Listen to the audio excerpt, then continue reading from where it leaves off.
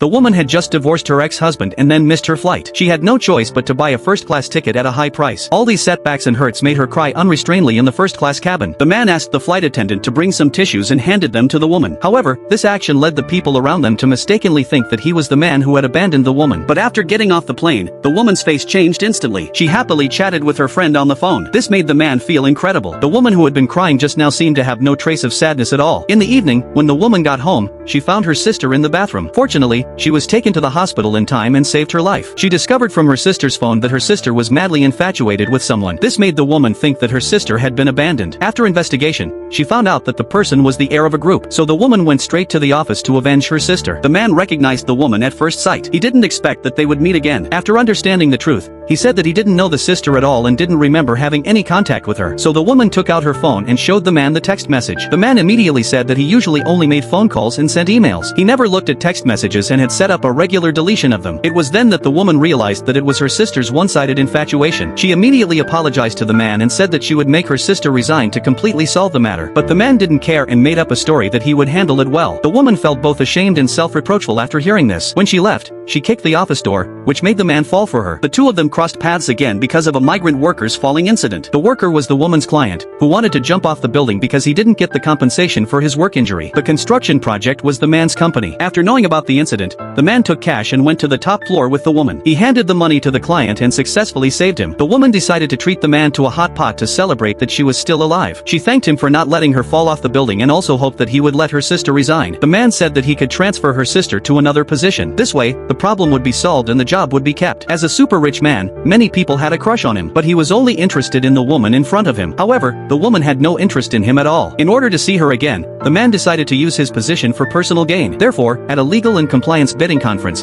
the man directly chose the law firm where the woman worked. The woman also knew that the man did it for her. At this time, the man, who had drunk alcohol, could no longer control his love and confessed to her.